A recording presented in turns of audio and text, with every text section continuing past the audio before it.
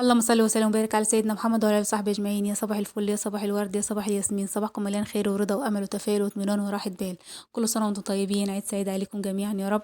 ينعاد عليكم الايام بالف خير، ربنا يسعد قلوبكم جميعا وربنا يفرح قلوبكم يا رب. طبعا اول يوم العيد بنجهز الشوكولاتات بتاعتنا وبنجهز الحلويات بتاعتنا بحيث ان احنا ايه، اول ما يجي لنا ضيوف نبقى حاجتنا جاهزه ونعرف نقدمها بسرعه. تعالوا نجهزها مع بعض كده بطريقه سهله وبسيطه، وكمان تبهري بها الناس اللي جايالك. اول حاجه جبت البونبونيرايه بتاعتي ورصيت فيها الشوكولاتات زي ما انتوا شايفين كده. الشوكولاتات بقى الموجوده عندك، انا حطيت الشوكولاتات الموجوده عندي بسكوت وشوكولاته، ويعني على اساس الشوكولاتات بتاعت العيد يعني. رصيتها كده زي ما انتوا شايفين، واحط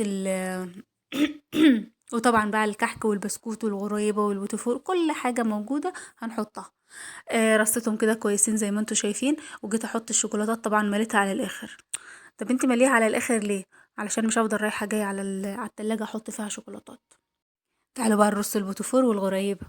اول حاجة رصيتها كده الغريبة، بس لقيتها الطبق مش عاجبني، فرحت جاية رصاهم كلهم في جنب، ورصيت البوتفور في جنب لوحده، وكمان الكحك والبسكوت هتشوفوا دلوقتي. كده رصيت البوتفور والغريبة، تعالوا بقى نرص الكحك والبسكوت. رصيتهم كده زي ما انتوا شايفين، وطبعا كده دي تقديمة الكحك والبوتفور والغريبة.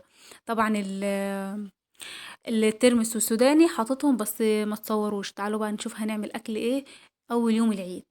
اول حاجة عملتها كده زي ما انتوا شايفين، جبت حلتين مية حطيتهم على البوتاجاز زي ما انتوا شايفين كده، وولعت عليهم وغطيتهم كده. اول ما غليوا معايا، اول واحده غليت معايا هنزل فيها بالكوارع عشان اديها غلوتين كده. انا بحب دايما اسلق الكوارع. لما احب اسلق الكوارع اغليها غلوتين كده في الاول عشان تطلع الريم بتاعها وكل حاجه بتاعتها. اول ما غليت وطلعت الريم، صفيتها من المية بتاعتها وجبتها في نفس الحلة برضو وحطيتها على البوتاجاز. اول ما حطيتها كده حطيت عليها شوية حتة زبدة وحبة زيت. ليه؟ علشان انا عايزه اشوحها، بحب ان انا اشوح كده واشم ريحه التوابل فيها. كنت بهزها عشان ما تلزقش، لان الكوارع بتلزق في البتاع. اول حاجه حطيت عليها روزماري في الحله يعني. اول حاجه حطيت روزماري وحبهان وقرنفل وقرفه، دي التوابل، وكمان ليمونه. طبعا الليمون المجفف او الليمون العادي على حسب ما انت حابه تحطي ايه. وكمان حطيت ورق لوري، وكمان كده ايه بشرة جوز الطيب صغيرة. جيت احركهم كده لقيتها لزقت، قلت لا لازم افككها الاول عشان تعرف تتقلب معايا وهي بتتشوح. طبعا حطيت كمان فص ثوم صغير كده، بيديكي طعم في التشويحه بتاعت الكوارع بالذات. اول ما فككتها كده من الحل عشان ما تلزقش، اديتها تقليبه زي ما انتوا شايفين. هنزل عليها بقى بالخضار بتاعي، جزر وبصل وطماطم وقرن فلفل، وهغطيها كده دقيقتين. طبعا المية اللي في الحلة التانية دي هتشوفها هنعمل فيها ايه دلوقتي. اول ما غليت والكوارع اتشوحت معايا، حطيتهم الاتنين على بعض وسبتها على العين التانية تتشوق اول ما تغلي هغطي عليها واسيبها تستوي براحتها.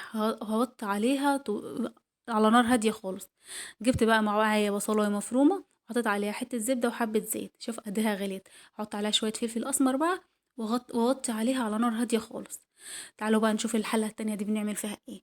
بعد ما حطيت عليها حطيت البصل وحطيت عليه المادة الدهنية، حطيت عليها حتة بنجر والتوابل، فلفل اسمر وكمون وكزبرة وبابريكا وجنزبيل باودر وحتة البنجر زي ما انتوا شفتوا، وهديها تقليبة. وكمان حطيت لها الملح علشان ايه تبقى كده حاجتها جاهزة. دي الصلصة بتاعت الفتة. هاسيبها بقى تغلي كده لحد ما تتسبك معايا، ويبقى كده ايه خلصت معايا. تعال نعمل شوية رز بشعرية للفتة بتاعتنا. طبعا انت هتقولي لي رز بشعرية، رز بشعرية، احنا بنحب نعمل رز بشعرية للفتة. حابة تعملي رز ابيض عادي اعملي، بس احنا بنحب كده نعمل رز بشعرية. والشعرية بتاعتي بتتحمر، هجيب معايا رغيفين عيش زي ما انتوا شايفين كده، واجيب صينية واقطعهم فيها بالمقص كده عشان احمصهم للفتة بتاعتنا. هقطعهم كده مكعبات صغيرة، وطبعا اخدين بالنا من الشعرية علشان ما تتحرقش. هقطعهم كده زي ما انتوا شايفين، واحط عليهم زيت وشوية كمون، وادخلهم الفرن على الشواية بس. ياخدوا لون معايا ويتحمصوا معايا كده. الكوارع بتاعتي استوت وخلصت مع يعني ايه، هي خلاص كده استوت. حطيت شويه كمون وحطيت شويه زيت، هقلب العيش كده وادخله الفرن بقى يتحمر معايا. وطبعا الشعريه كمان بتاعتي جربت تتحمر. وغسلت الرز بتاعي كمان علشان ايه، يا دوبك الشعريه تتحمر اروح جايه ايه احط عليها على طول. احط بقى الرز بتاعي واحط له الميه بتاعتي، بس هسيبه يتشوح شويه عشان ايه، عشان الرز بتاعي يكون مفلفل كده وحلو. طبعا انا طوفت على الكوارع كلها استوت وايه زي الزبده كده. هديها تشويحه بقى، ادي الرز تشويحه، واغطيه بالميه بتاعته، واحط الميه بتاعتي يعني اظبط الميه بتاعته واسيبه يستوي. تعالوا بقى نشوف هنعمل ايه في العيش بعد ما اتحمص. طبعا احنا عايزين دقه للفتة. لأ، إحنا هنعمل دقة طعمها لذيذ جدًا. أول حاجة حطيت حتة زبدة وعليها شوية زيت والتوم بتاعي، أول ما وهادّي له تشويحة كده، أول ما يبتدي ياخد لون معايا. اللهم صل وسلم وبارك على سيدنا محمد. أول ما يعني إيه، أنا مش عايزاه ياخد لون أوي، يعني يا دوبك كده ياخد اللون الجلد الخفيف جدًا. علشان انا مش عايزاه ايه، لما بيتحمر جامد بيمرر. لا، هو كده لما بتديله لون خفيف خالص بيديكي طعم حلو. طبعا دي اخف فتة ممكن تاكليها في حياتك، تاكلي منها ما تشبعيش خالص. اول ما اخدت معايا لون خفيف كده هحط عليها شوية كزبرة وشوية الخل، بس كده، وهنزل عليها بالعيش اللي اتحمص.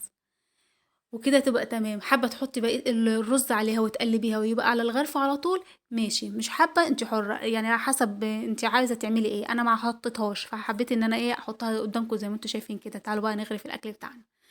حطيت العيش وحطيت فوق الرز، واحط كمان فوقه نحط الرز الاول ونظبطه. نحط بقى فوقه شوية شوربة كبشتين بس، مش عايزة العيش يفضل مقرمش، مش عايزاه يطرى. واحط بقى فوق الصلصة بتاعته زي ما انتوا شايفين كده. حابين تغرقوا صلصة براحتكم. وهغرف بقى الشوربة بتاعتي. طبعا انا حطيت شوربة، انا حطيت بس كبشتين عشان لو حبيت تزودي شوربة. هغرف بقى الشوربة بتاعتي، وكمان هغرف طبق صلصة، بحيث ان انت لو حبيتي ان انت تزودي طبقين شوربة جنب طبق الفتة، وكمان طبق الصلصة. وكده الاكل بتاعنا جاهز. طبعا حمرت الكوارع وحطيتها على الوش كده زي ما انتوا شايفين. وكده الاكل بتاعنا خلص، والهنا والشفا. كده الفيديو بتاعنا النهاردة خلص. طبعا كنت بحط الترمس والسوداني في الطبق. كده الفيديو بتاعنا النهاردة خلص. يا رب الفيديو يكون عجبكم. لو الفيديو عجبكم لايك وشير وسبسكرايب لمطبخ سمسم. طبعا كنت بولع بخور كمان، بحب ان انا اولع بخور كده يخلي ريحة البيت حلوة، يدخل الملايكة في البيت. كل سنة وانتم طيبين، يا رب يكون عيد سعيد عليكم يا رب. اشوفكم في فيديو جديد. باي.